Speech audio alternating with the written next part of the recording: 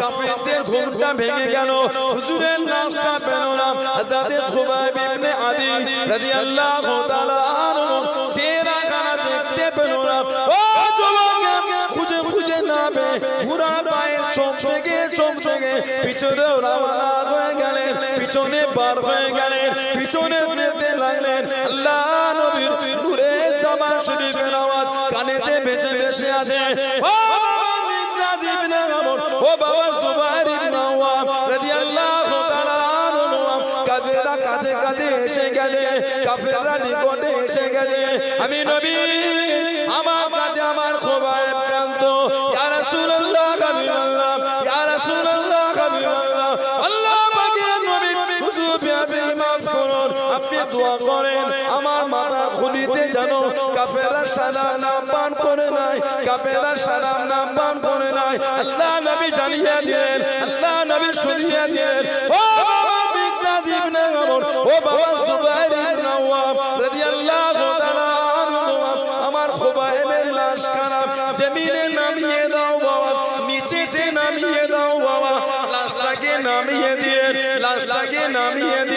আল্লাহ পাকের হুকুমে জমিন খানা ফেটে গেল আল্লাহ রাসূলের সাহাবী হযরত খুবাইব ইবনে আদি রাদিয়াল্লাহু তাআলা আনহু লাশ খানা জমিনের নিচে চলে গেল আল্লাহ পাকের হুকুমে জমিন খানা আবারও লেগে গেল জোরে বলুন সুবহানাল্লাহ আর একটু জোরে বলুন সুবহানাল্লাহ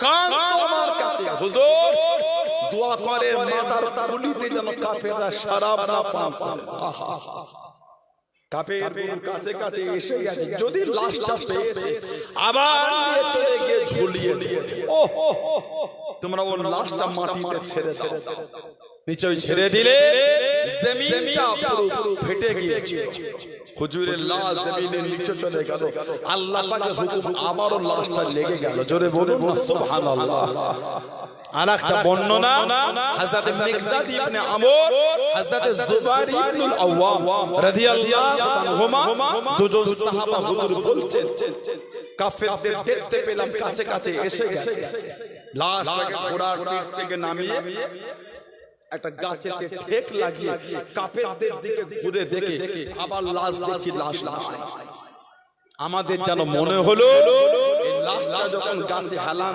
ওদের দিকে দেখছি জমিনটা ফেটে গিয়ে লাশটা জমিনের নিচে চলে গেল জোরে বলো সুবহানাল্লাহ সাহাবী লাশটা আনতে গিয়েছিলেন জুবাইর ইবনে আওয়াম 15 বছর বয়সে মুসলমান হয়েছে উনি ছিলেন আমাদের নবীর নিজের ফুফুতো ভাই ওনার আম্মা জান সাফিয়া বিনত আব্দুল মুত্তালিব আল্লাহ নবী নিজের ফুফুতো ভাই জুবাইর ইবনে আওয়াম রাদিয়াল্লাহু তাআলা জানার ফুফু ছিলেন আমাদের মা আমাদের নবীর স্ত্রী হযরতে মা খাদিজাতুল কুবরা রাদিয়াল্লাহু তাআলা জুবাইর ইবনে আওয়াম হুজুরের নিজের ফুফু হলেন আমাদের আম্মা জান মা খাদিজাতুল কুবরা রাদিয়াল্লাহু তাআলা তিনজন সাহাবা প্রকাশ্য এলান করেছিলেন তিনজন মক্কার কাফেরদের তোদের যে ক্ষমতা থাকে আমাদের আজকে দেখা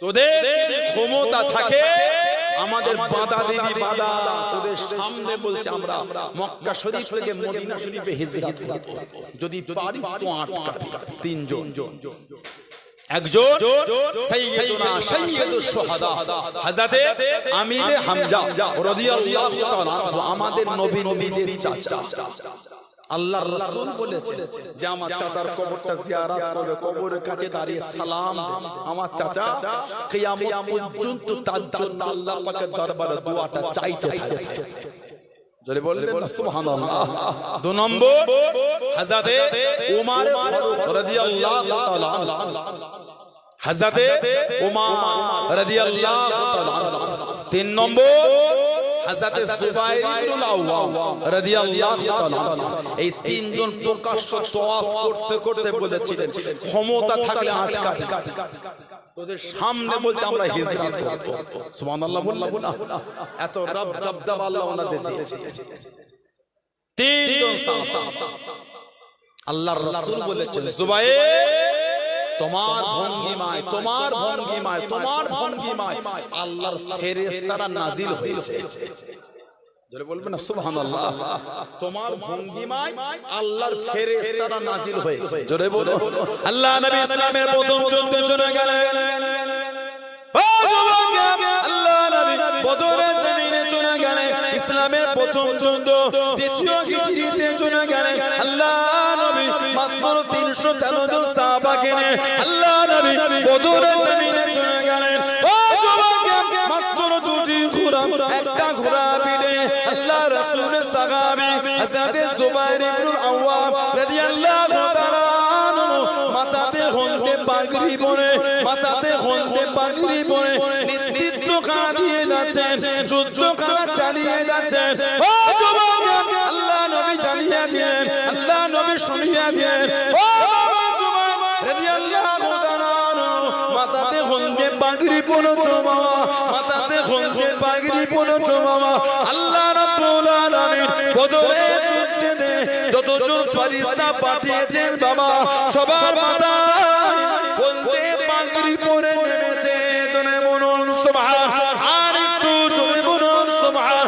ও বাবা সুবহান, তোমার মাথায় হলদে পাগড়ি খারাপ আল্লাহ পাকের দরবারে এতটা পছন্দ হয়ে গিয়েছে, এতটা কবুল হয়ে গিয়েছে। যতজন ফেরেশতা আল্লাহ পাক পাঠিয়েছেন সবার মাথায় হলদে পাগড়ি খারাপ পরে বদরের জমিনে নেমেছে। কে? জুবাইর ইবনে আওয়াম। মক্কা শরীফে আছেন, কানেতে আওয়াজ শুনে গেল, কানেতে আওয়াজ পৌঁছে গেল। আল্লাহ নবীকে ধরে নিয়ে চলে গিয়েছে, আল্লাহ নবীকে শহীদ করে দেবে। ও যুবক, তলোয়ার খানা বার করে দিলেন, বিটেলে একটা উঁচু জায়গায় দাঁড়িয়ে গেলেন। আল্লাহ নবী ডাক দিয়ে দিলেন, আল্লাহ নবী ডেকে নিলেন।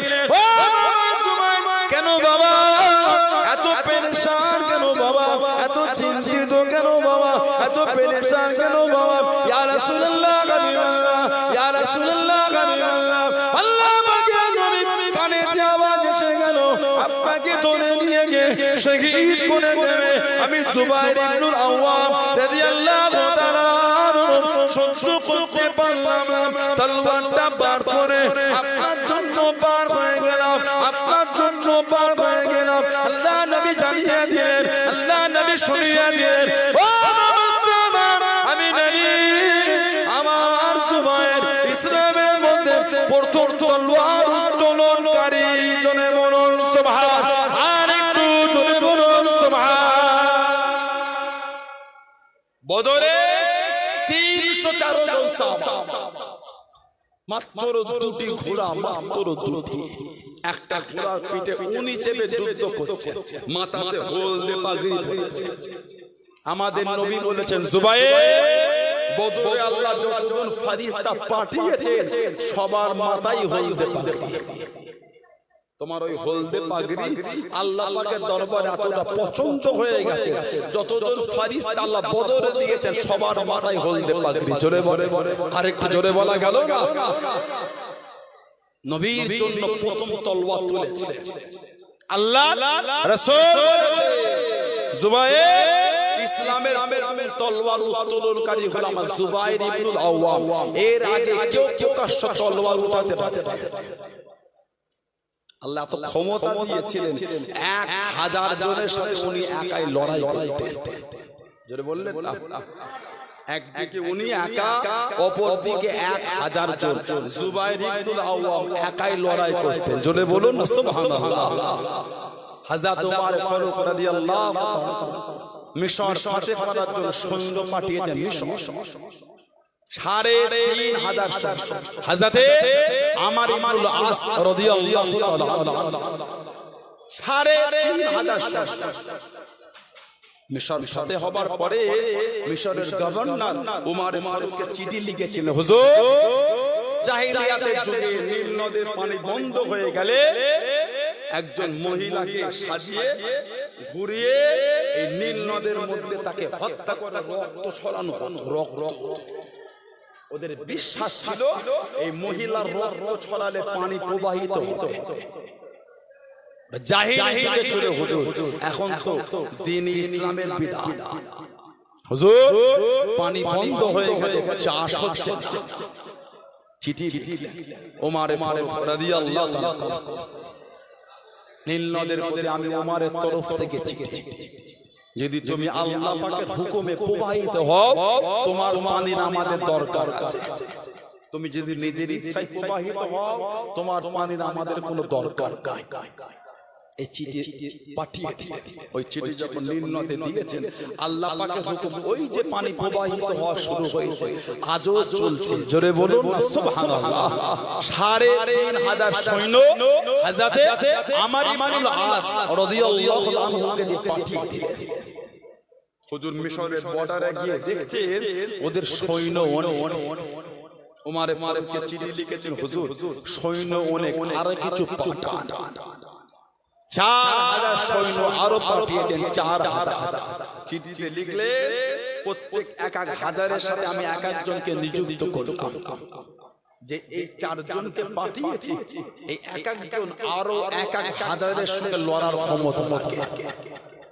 এই ৪ জনের মধ্যে একজন ছিলেন হযরত যুবাইর ইবনুল আওয়াম রাদিয়াল্লাহু তাআলা আনহু। জোরে বলবেন না সুবহানাল্লাহ। কিতাব এসেছে উনি ওই যুদ্ধে একা ১,০০০-এর বেশি লোকের সঙ্গে উনি একাই লড়াই করেছিলেন। জোরে বললেন না সুবহানাল্লাহ। তখন কাফেররা জানতো এই দলের মধ্যে যুবাইর ইবনুল আওয়াম আছে, ওরা ভয়ে পিছু হতো, ও একাই ময়দান ফাঁকা করে ফেলে। আল্লাহ এত ক্ষমতা দিয়েছেন, হলদে পাগড়ি মাথায় দিয়ে লড়াই করতে। বদরে মাথায় হলদে পাগড়ি দিয়ে গিয়েছেন বলে যতজন ফেরেশতা আল্লাহ বদরের যুদ্ধে পাঠিয়েছেন, সবার মাথায় আল্লাহ হলদে পাগড়ি পরিয়ে পাঠিয়েছেন। জোরে বলে আমাদের নবী বলেছে, তোমার ভঙ্গিমা ফেরেশতারা নাজিল হয়েছে। জোরে বলো সুবহানাল্লাহ। কম কষ্ট সাহাবাদের, কম নবী সাহাবাদের, মাত্র ১৫ বছরের যুবক মুসলমান হয়ে গেলেন। সবসময় আমার রাসূলের সাথে থাকতেন, সবসময় আল্লাহর নবীর সঙ্গে থাকতেন। ওনার চাচা ছিলেন কাফের, ওনার চাচা ছিলেন কাফের। আল্লাহ রাসূলের সাহাবী ও যুবক হযরত যুবাইর ইবনে আওয়াম রাদিয়াল্লাহু তাআলা আনহু, ওনাকে খাজুর গাছের পাতা তৈরি পাটি ওইটা দিয়ে জড়িয়ে দেন, শরীরটাকে জড়িয়ে দিয়ে একদিকে বেঁধে দিয়ে আগুন ধরিয়ে দিও। আল্লাহ রাসূলের সাহাবী হযরত যুবাইর ইবনে আওয়াম রাদিয়াল্লাহু তাআলা আনহু, ওনার গোটা শরীরটাকে খাজুর গাছের পাতা তৈরি পাটিতে জড়িয়ে আগুন ধরিয়ে দিল। একদিক থেকে জোরে জোরে আর একদিকে পৌঁছে গেল।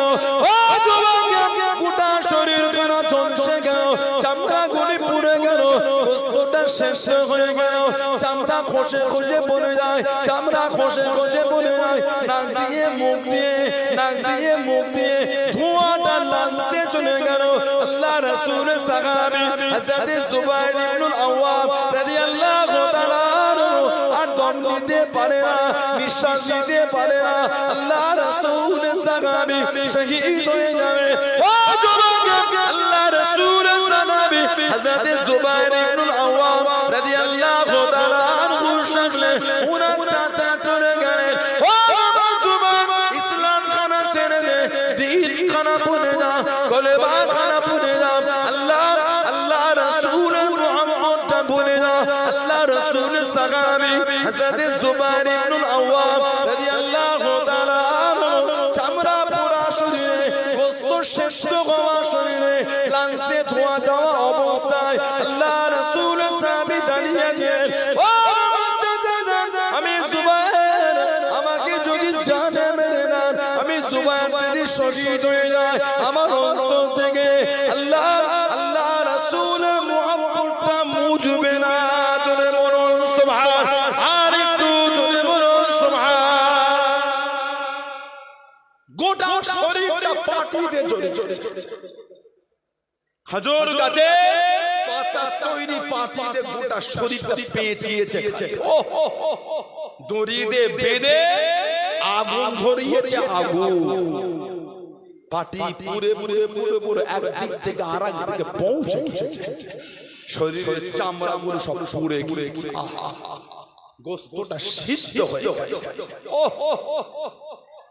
আল্লামা ইবনে হাজার আসকালানী রাহমাতুল্লাহ কিতাব লিখেছেন আল ইসাবা ফি তামহিজিস সাহাবা, কিতাবে এসেছে নাক দিয়ে মুখ দিয়ে ধোঁয়া ঢুকে লাঞ্চে পৌঁছে গেছে, দম নিতে পারছে না। নবী পাকের সাহাবী এক কোণে পড়ে আছে, নিঃশ্বাসটা টানতে পারছে না। ওই অবস্থায় চাচা সামনে গিয়ে বলছেন, জুবায়ের দিন ছেড়ে দে, আল্লাহ ভুলে যা, শরিয়ত ভুলে যা। চামড়া পুরা শরীরে, গোশত সিদ্ধ হওয়া শরীরে, লালসে ধোঁয়া ঢোকা অবস্থায় নবী পাকের সাহাবী বলছেন, শহীদ হয়ে যাব, অন্তর থেকে ঈমানের কলেমা মুজবে না। জোরে বলে, আর একটু জোরে বলা গেল না? কি মুহাব্বত তানাদের মধ্যে ছিল, মানা প্রেম কি তাদের মধ্যে ছিল। আল্লাহু আকবার। বাইতুল মুকাদ্দাসের চিত্রগুলি দেখলে আমাদের মনে পড়ে যায় ঈমান তারা তৈরি করেছে। বাচ্চা বাচ্চা ছেলে ইসরায়েলের কাফেরদের বিরুদ্ধে একাই দাঁড়িয়ে যাচ্ছে। সুবহানাল্লাহ বলে। দুনিয়া স্বার্থে নয়, বাইতুল মুকাদ্দাস যদি দ্বীনের স্বার্থে হয় ওটা জিহাদ, যদি ইসলামের স্বার্থে হয়, আল্লাহ আল্লাহর রাসূলের মুহাব্বতে হয় ওটা জিহাদ। মরলে শহীদ, জিতলে গাজী। সুবহানাল্লাহ বলে। বাচ্চা বাচ্চা ছেলে, ভয় ভয় কোনো জিনিস নাই। আমাদের সমাজে ব্যাং ডাকলে আমরা ভয় খেয়ে যাই। সমাজে ব্যাং ডাকলে ভয় খায়। বাপের লাশ খাটটা ধরে বাচ্চাগুলো আল্লাহর নামে শপথ করছে, বাইতুল মুকাদ্দাসকে হেফাজতের জন্য জীবন দিয়ে দেব, পিছপা হব না। জোরে বলেন না সুবহানাল্লাহ। ঈমান তৈরি হয়েছে, ঈমান আল্লাহ ওদের হেফাজত করে, বলেন আমিন, বলেন আল্লাহুম্মা আমিন। ইসরাঈল যে জুলুম শুরু করেছে, লা হাওলা ওয়ালা কুওয়াতা ইল্লা বিল্লাহ, আল্লাহ হেফাজত করে। যে জুলুম শুরু করেছে ওদেরও অ্যাটাকে ইসরায়েলের নিরীহ বাচ্চাগুলো মারা যাচ্ছে, অস্বীকারের কোনো জায়গা নেই। ঠিক বলছে না? ইসরায়েলের মাসুম বাচ্চা ওরাও মরছে, এটা অস্বীকারের জায়গা নয়, এটাও কষ্টদায়ক। হে 1947 এডুকেটেড ভাইয়েরা আছেন, শিক্ষিত সমাজ, 1947 গোটা পৃথিবী থেকে বিতাড়িত হয়ে এই ইহুদি প্যালেস্টাইনের সমুদ্রের গায়ে ওদের করে ঠাঁই দেয়া হলো। রিফিউজি বেদুইন ওদের করে জায়গা দিল, দখল করতে বলে দেশটাই নিয়ে নিল। পৃথিবীর মানচিত্রে ইসরায়েল বলে কোনো দেশ নেই। পৃথিবীর মানচিত্রে ইসরায়েল বলে কোনো দেশ নাই। দেশ আছে প্যালেস্টাইন, দেশ গাজা, সিরিয়া। ইসরায়েল বলে পৃথিবীর মানচিত্রে কোনো দেশ নাই। জোর করে চাপানো হচ্ছে ওটা। দয়া ভেবে, মায়া ভেবে, ভালোবাসা দিয়ে জায়গা দিল ঠাই, এখন তারাই আক্রমণ করছে। কথা ঠিক বলছি না ভুল বলছি? যে জুলুম শুরু করেছে, ভিডিওগুলো দেখলে বুক ফেটে যায়। বাচ্চা বাচ্চা ছেলে শহীদ হয়ে যাচ্ছে। গতকালকে একটা ভিডিও দেখলাম, 2 মাসের বাচ্চা, 2 মাস, কি দোষ বলেন তো বাচ্চাটা? 2 মাসের বাচ্চা, কি অন্যায় বলেন তো এই বাচ্চাটা? 2 মাসের ছেলেটা কি ভুল করে ফেললো বলো, শহীদ হয়ে গেল। ইসরায়েল এই জাহান্নামের কীট, জাহান্নামের খোরাক, বাইতুল মুকাদ্দাসকে ধ্বংস করার জন্য উঠে পড়ে লেগেছে। আল্লাহ পাকের ফিতনা থেকে আমাদের হেফাজত করে, বলেন আমিন।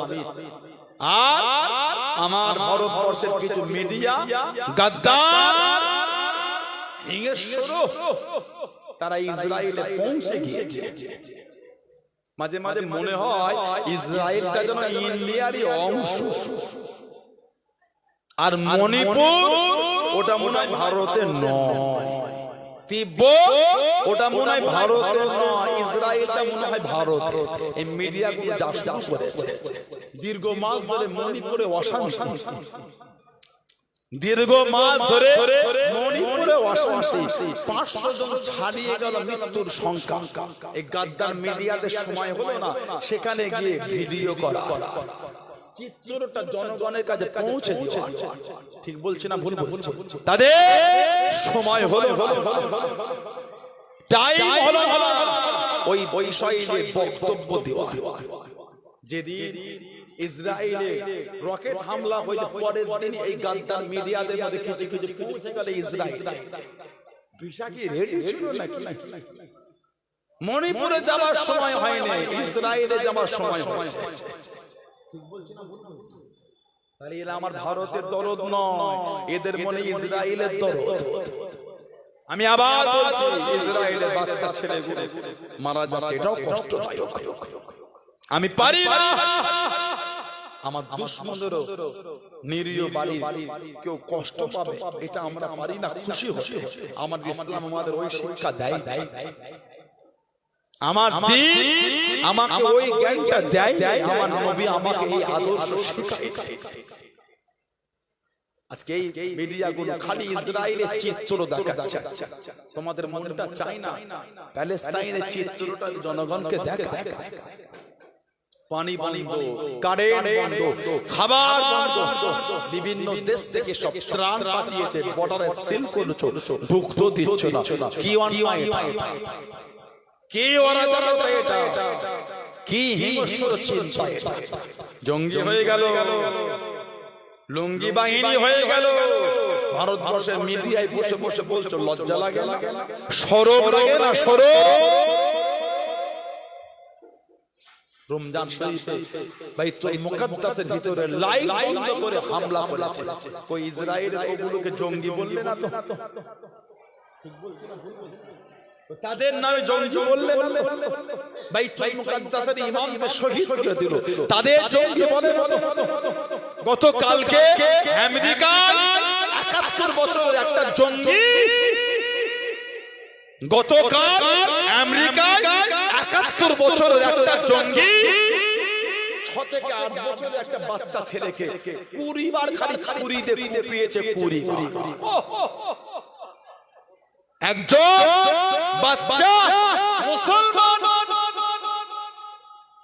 6 থেকে 8 বছর বয়স 20 বার খালি ছুরি দিয়ে কেটেছে।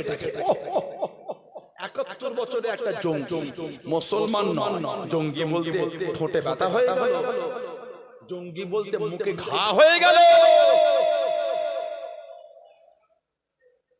এত হিংস্রতা কেন? এত নোংরামি থাকে? আমি আবার বলছি, ইসরায়েলের বাচ্চা ছেলেগুলো, নিরীহ মানুষগুলো বলছে, এটাও কিন্তু কষ্টদায়ক। আমি কিন্তু একবারও খুশি করিনি, আমার ইসলাম আমাকে শেখায়নি এটা। এই ভিডিও দেখাচ্ছ, ওগুলি দেখাচ্ছ না, কি ভাবছে ইসলাম মুছে ফেলবে? ইসলাম কারো চিন্তা ছিল, ইসলাম আজও চিন্তা আছে, ইসলাম কিয়ামত পর্যন্ত চিন্তা থাকবে। জোরে বলে সুবহানাল্লাহ। বিগত তো মিটাতে এসেছিল, মিটে গিয়েছে। বর্তমান যারা মিটাতে চাইছে তারা মিটে দেবে, আগামীতে যারা চাইবে তারা মিটে যাবে। আমার ইসলাম কারো চিন্তা ছিল, আজও চিন্তা, কিয়ামত পর্যন্ত চিন্তা। জোরে বলে সুবহানাল্লাহ। আল্লাহ আল্লাহ।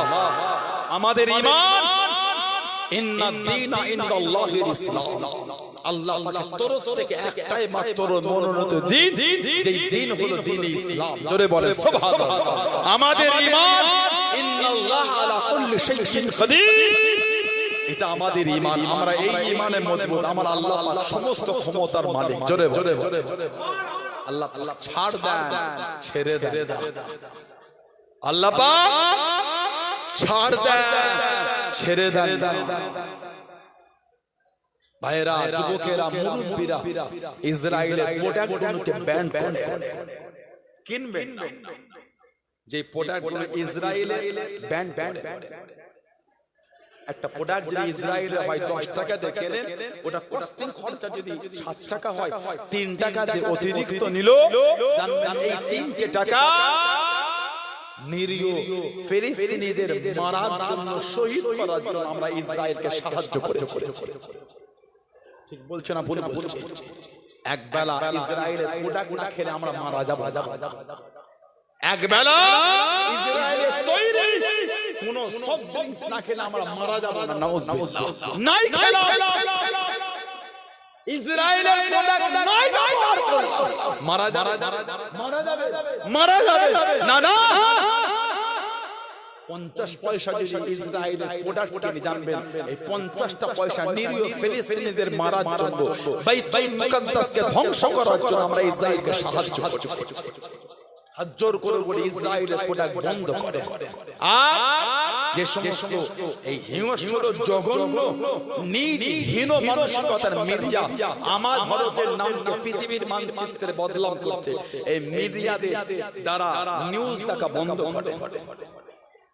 এই মিডিয়াগুলোকে ডিসলাইক করে, সাবস্ক্রাইব করলে আনসাবস্ক্রাইব করেন, ডিসলাইক এগুলো দেখবে। এগুলো হলো বড় বড় গাদ্দার। এরাই অশান্তি লাগাচ্ছে সমাজে, জাতি ধর্ম বর্ণ নির্বিশেষে শান্তিতে বসবাস করতে এরাই ফিতনা তৈরি করছে।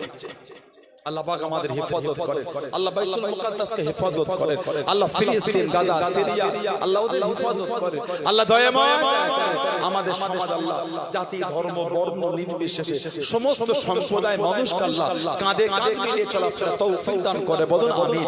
জোরে বলেন আমিন, জোরে বলেন আমার ভাইয়েরা, বাচ্চাদেরা, ছেলেরা, যুবকেরা, মুরব্বী, সাহাবাদের দিকে দেখেন কিভাবে দ্বীনের খিদমত করেছে।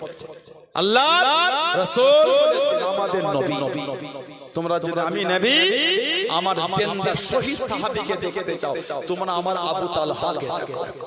এটা আমি নবী আমার জিন্দা শহীদ সাহাবী, শহীদ কিন্তু জিন্দা, হেঁটে হেঁটে ঘুরে বেড়াচ্ছে। জোরে বলবেন সুবহানাল্লাহ।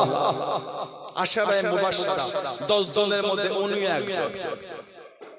4 নম্বরে মুসলমান ছিলেন তালহা ইবনে উবাইদুল্লাহ আবু তালহা।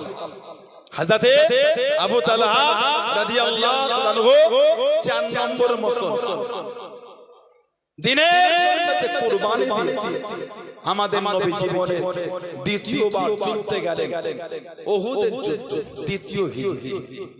আল্লাহ রাসূল সাহাবাদের পার করে আল্লাহ নবী 50 জন সাহাবাকে পাহাড়ে ঘাঁটি গেলে 50 জন। তোমরা এইখানে দাঁড়াবে যতক্ষণ আমি না বলছি কেউ নামবে না, যুদ্ধে হারিয়া জিতে যাই। 50 জন সাহাবা কাফেররা সাহাবাদের কাছে পরাজিত করে তারা জায়গা ছেড়ে ছুটছে। সাহাবারা এটা দেখে মনে করলেন যুদ্ধ শেষ। আল্লাহ নবী এই যুদ্ধ চলাকালীন পর্যন্ত আমাদের দাঁড়াবার হুকুম দিয়েছেন। এই সামান্য ভুল বুঝাবুঝি হয়ে পাহাড়ের উপর থেকে সাহাবা হুজুররা নেমে পড়লেন। কাফেররা যে মালগুলিকে ফেলে রেখে চলে গিয়েছিলেন, সাহাবারা পুরাছেন মালটাকে বলা হয় গনিমতের মাল। সাহাবারা ওই মালটা পুরাছেন। পাহাড়ের পিছন দিক থেকে খবর যখন পেলেন, পাহাড়ের পিছন দিক থেকে কিছু সাথীদের নিয়ে হযরতে খালিদ বিন ওয়ালিদ রাদিয়াল্লাহু তাআলা তখন উনি মুসলমান হন 6ষ্ঠ হিজরি সুলহ হুদাইবিয়ার পরে উনি মুসলমান হয়েছে। হযরতে খালিদ বিন ওয়ালিদ রাদিয়াল্লাহু তাআলা আমাদের নবী বলেছেন সাইফুল্লাহ, তুমি আল্লাহর তলোয়ার। জোরে বলে শহীদ ইন্তেকাল হবার আগে বিছানায় শুয়ে শুয়ে কাঁদছেন।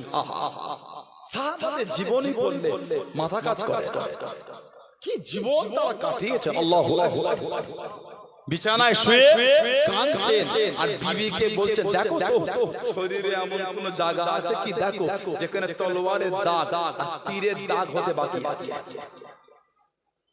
বিবিকে বলে শরীরটা দেখো তো যেখানে তলোয়ারের আঘাত তীরের দাগ হতে বাকি আছে। হুজুরের গোটা শরীরটা দেখছে, এমন কোন জায়গা পান না যেখানে তলোয়ারের আঘাতের দাগ না আর তীরের দাগ না। বিবি বলছে গোটা শরীরে তলোয়ারের দাগ আর তীরের দাগ। ঝরঝর করে কেঁদে ফেললেন।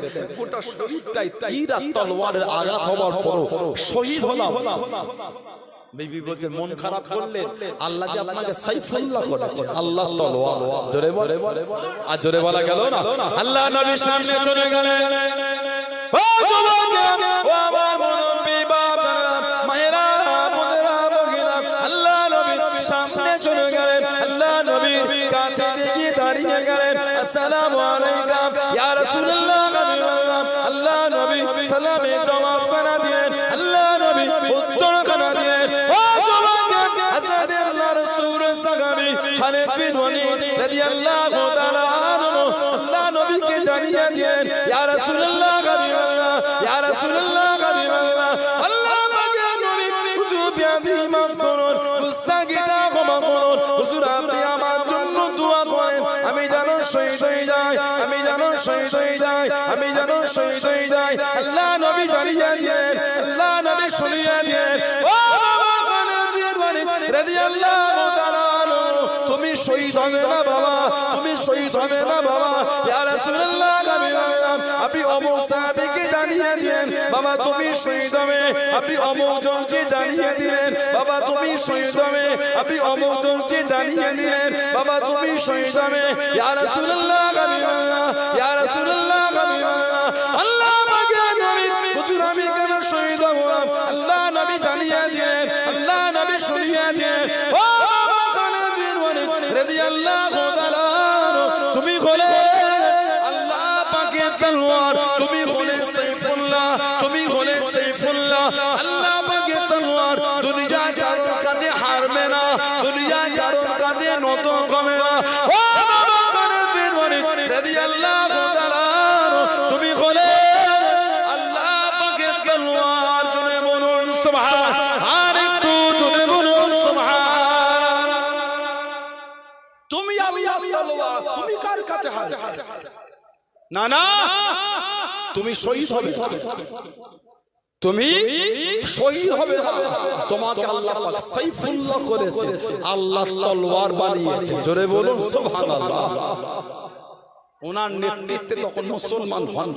আর হযরত আবু সুফিয়ান ফাতেমার পরে মুসলমান হয়েছে রাদিয়াল্লাহু তাআলা এনাদের নেতৃত্বে পাহাড়ের পেছন দিক থেকে সাহাবাদের উপর আক্রমণ হয়ে ছন্নর চলা সাহাবাদের দল 70 জন সাহাবা শহীদ হয়ে গেলেন ইন্না লিল্লাহি ওয়া ইন্না ইলাইহি রাজিউন আমার নবী পাকের কিছু সাহাবা দল ছুট হয়ে ছন্ন ছাড়া বাড়ির দিকে মদিনা শরীফে রওনা হয়ে গেলেন কেন সাহাবাদের কাছে খবর পৌঁছে গেছে আমাদের নবী নাকি শহীদ হয়ে গেছে আল্লাহ নবী নাকি শহীদ হয়ে গেছে সাহাবাদের বাড়ি মহিলারা দাঁড়িয়ে গেলেন ও যুবক বাড়ির সীমানায় দাঁড়িয়ে গেলেন মদিনা শরীফের সীমানায় দাঁড়িয়ে গেলেন রাস্তা কানা কাট করে দিলেন ও রাসূলুল্লাহ সাহাবা বাড়িতে ঢোকা হবে না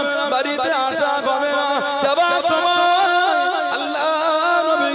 সাথে সাথে করে নিয়ে গেলেন আসার সময় কেন একা একা ফিরে এলেন আমাদের নবী কই আমাদের নবী কই যাবার সময় আল্লাহ নবীকে সাথে সাথে করে নিয়ে গেলেন আসার সময় কেন একা একা ফিরে এলেন আমাদের নবী কই আমাদের নবী কই আমাদের নবী কই ও রাসূলুল্লাহ সাহাবারা আল্লাহ নবীকে রাখলে বাড়িতে ঢুকতে দেবো না আল্লাহ নবীকে রাখলে ঘরেতে ঢুকতে দেবো না আল্লাহ নবীকে রাখলে বাড়িতে ঢোকা হবে না আল্লাহ নবী সাহাবা তলোয়ারটা উঠিয়ে নিয়ে আল্লাহ পাকের হুকুমে আল্লাহ নবী উহুদে পাহাড়ে উঠে গেলেন আল্লাহ নবী জানিয়ে দিলেন আল্লাহ নবী জানিয়ে দিলেন আনা মুহাম্মদ ইবনে আব্দুল্লাহ আনা মুহাম্মাদুর রাসূলুল্লাহ সাল্লাল্লাহু আলাইহি ওয়াসাল্লাম আমি নবী জিন্দা নবী আমি নবী জিন্দা নবী ও যুবক আল্লাহ নবী নূরে জামান শরীফের কথা খারাপ 15 থেকে 20 কিলোমিটার দূরে আল্লাহ পাকের হুকুমে সাহাবাদের কানে কানে পৌঁছে গেল জোরে বলুন সুবহান আর একটু জোরে বলুন সুবহান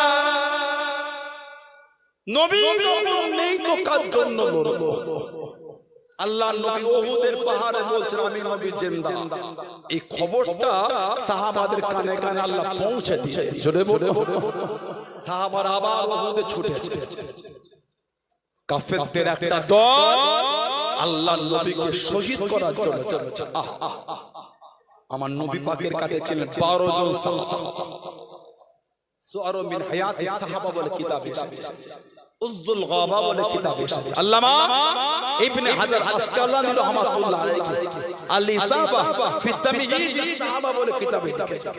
12 জন সাহাবা আমাদের নবীর কাছে, 11 জন আনসার মদিনা শরীফে, একজন মুহাজির হিজরতকারী মক্কা শরীফে। এই একজন উনি হলেন হযরত আবু তালহা রাদিয়াল্লাহু তাআলা আনহু। নবী পাককে কাফেররা শহীদ করতে আগিয়ে যায়। আল্লাহ রাসূল আমাদের নবী বলে তোমাদের মধ্যে কেউ আছো এদের আটকাবে, যে এদের আটকাবে আমি নবী বলছি তাকে আমি নবী আমার সাথে জান্নাতে সাথী বানানো হবে। জোরে বলো সুবহানাল্লাহ। তালহা ইবনে উবাইদুল্লাহ আবু তালহা বলে হুজুর আমি যাই। নবী বলেন তুমি নয় অন্য কেউ যাও। 11 জন আনসারী সাহাবা রাদিয়াল্লাহু আনহুম আজমাইন একে একে শহীদ হয়ে গেলেন। ইন্না লিল্লাহি ওয়া ইন্না ইলাইহি রাজিউন। এবার উনি একা, হযরত আবু তালহা রাদিয়াল্লাহু আনহু, এবার উনি একা। আমাদের নবী বলছে আবু তালহা এবার তুমি যাও, এবার তুমি যাও। হযরত আবু তালহা চলে গেলেন।